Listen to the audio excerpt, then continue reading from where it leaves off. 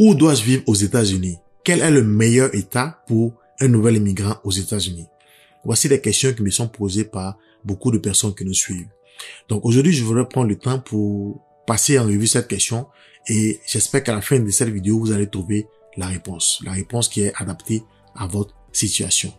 Bonjour, j'espère que ça va chez vous. Chez moi, ça va très bien. Je suis Bédard de Happy Diaspora. Ici, je vous aide à développer un mindset pour atteindre vos objectifs beaucoup plus rapidement.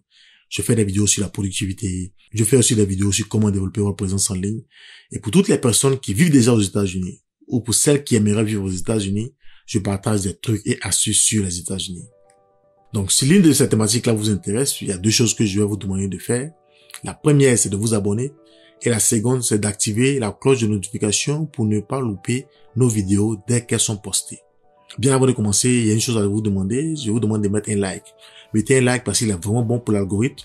Et puis, il permet aussi à YouTube de montrer nos vidéos à beaucoup plus de personnes. Merci déjà pour vous qui le faites. Et puis, j'espère que vous qui ne l'avez pas encore fait, vous qui êtes nouveau sur la chaîne, vous allez également le faire. Donc, sans plus tarder, on va commencer.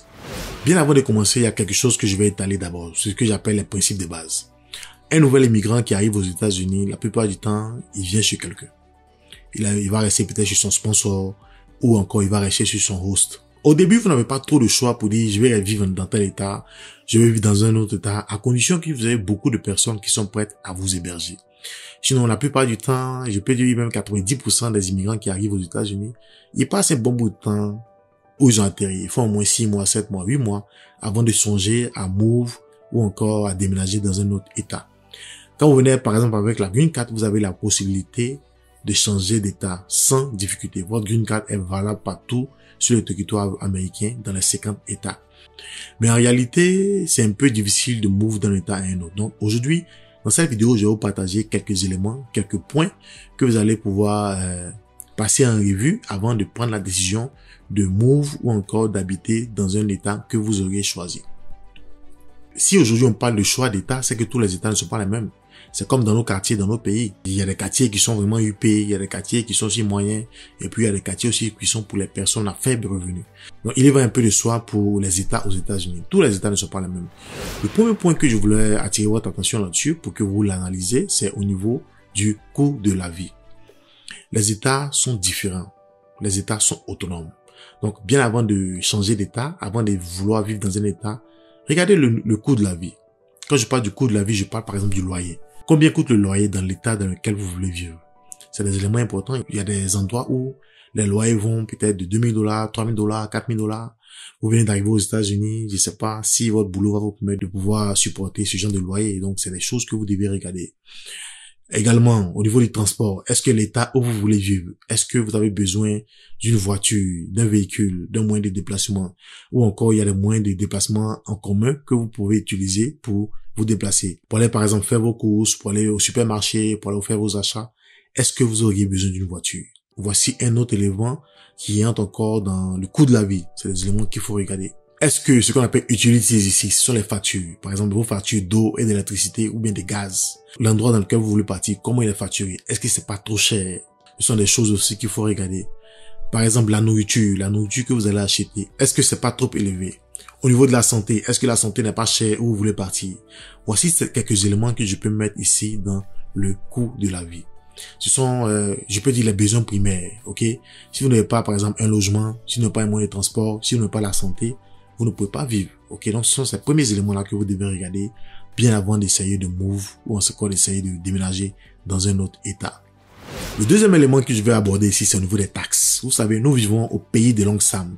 Et dès que vous allez payer, Long Sam dans sa main dit, donne ma part. ok? Donc, n'oubliez pas les taxes. Dans tout ce que vous allez faire, vous allez payer les taxes. Vous partez au supermarché, vous allez payer les taxes. Dès que vous êtes payé, si vous êtes salarié, vous allez payer les taxes. Même si vous êtes entrepreneur, quand vous avez votre revenu, chaque 4 mois ou bien en fin d'année, vous devez payer des taxes. Donc, l'endroit où vous vivez peut être déterminant du point de vue de la taxation.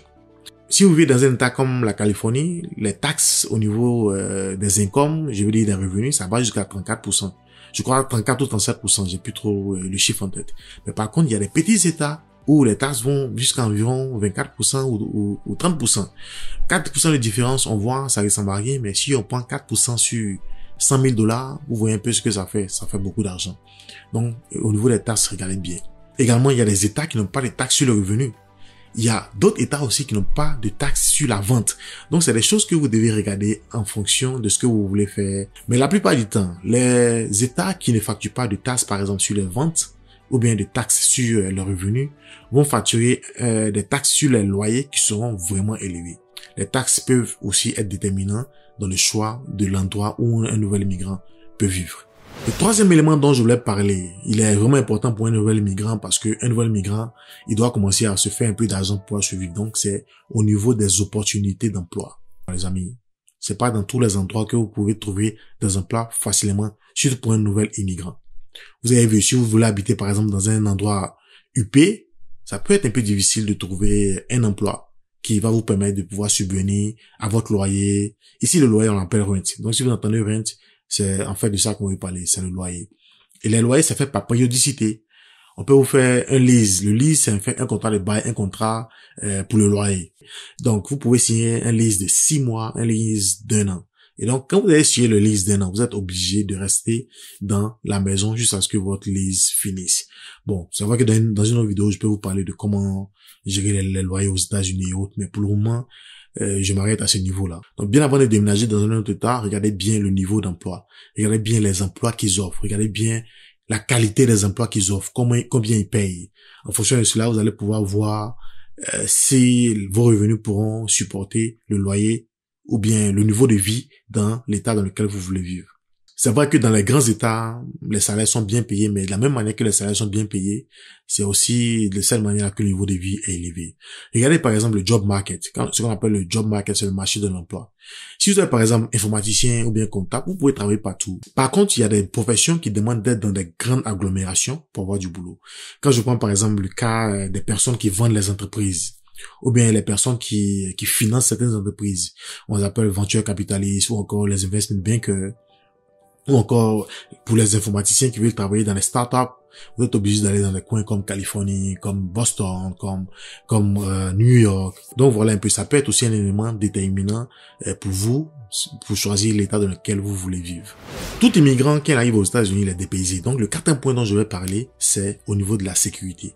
Les amis, c'est important, on n'est pas né ici. Le pays là ne nous appartient pas. Vous entendez ici aux États-Unis toujours, il y a les shooting ici, on a tué telle personne ici, on a tué telle personne ici. En fait, c'est pas la faute des personnes qui ont été tuées, mais souvent, on se trouve au mauvais endroit et au mauvais moment. Donc, c'est vrai qu'il y a des choses qu'on peut pas éliminer, mais au moins, il faudrait qu'on fasse notre recherche. Avant de déménager dans un État, regardez bien où vous partez.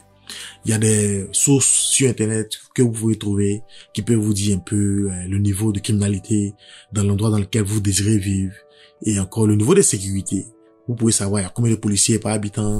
Vous pouvez savoir il y a combien de crimes qui ont été exécutés dans cette zone-là sur les périodes qui sont passées. Ça peut vous permettre de choisir votre neighborhood. Le neighborhood, c'est en fait le quartier.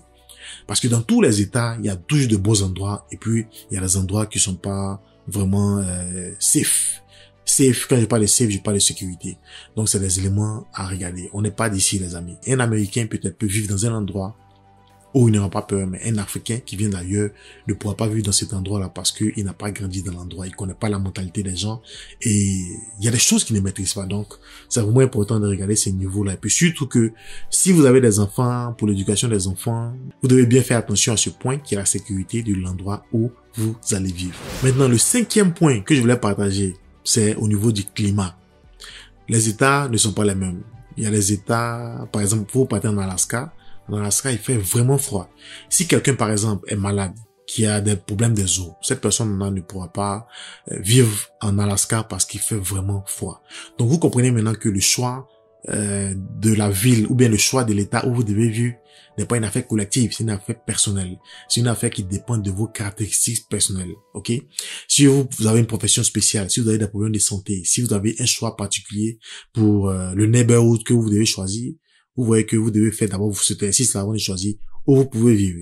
Il y a beaucoup de personnes qui aiment les climats chauds. Il y a des personnes aussi qui aiment les climats froids. Donc, bien avant de partir, vous aurez la chance de voir l'état dans lequel vous voulez vivre, comment le climat se comporte. Les amis, si vous aimez déjà ce que vous venez d'écouter, faites-nous plaisir en mettant un like. Et puis, on va descendre maintenant au sixième point qui est le système éducatif. Vous savez, sans éducation, il n'y a pas de communauté. Il n'y a pas de communauté, il n'y a pas de pays, il n'y a pas de ville. Parce que c'est la connaissance là qui fait que les gens se développent et puis l'économie du pays avance. Donc, regardez bien au niveau du système éducatif. Si vous avez des enfants, par exemple, où vous allez vivre, quel est le système éducatif? Quel est le classement que le système éducatif a? Il y a des endroits, par exemple, où les écoles ne sont pas de bonne qualité. Donc, si vous mettez vos enfants dans ce genre d'école, n'espérez pas avoir des résultats convaincants.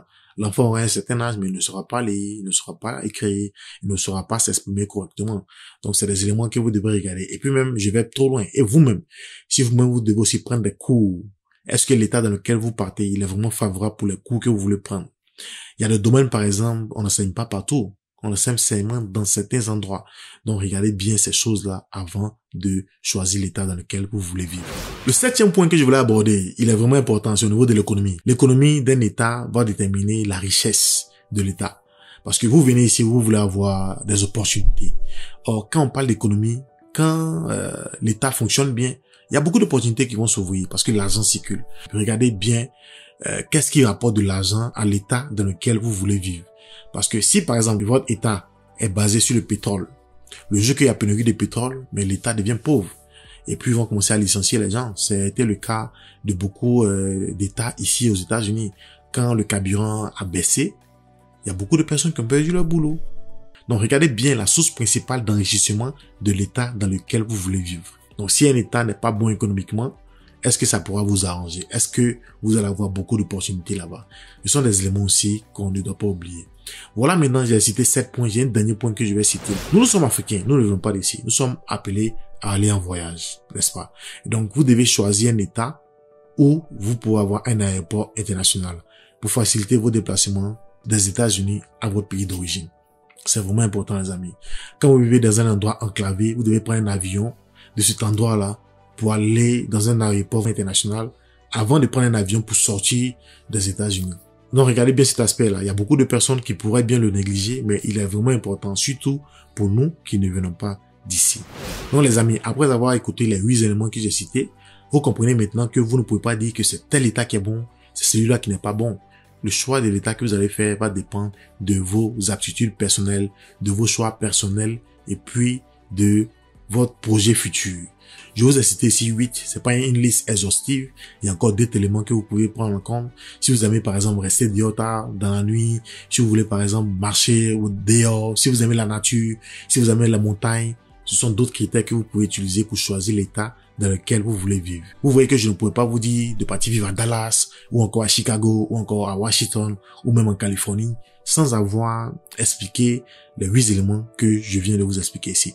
Maintenant, vous pouvez faire le choix de votre état et vous êtes sûr que vous allez maîtriser tous les contours avant de déménager.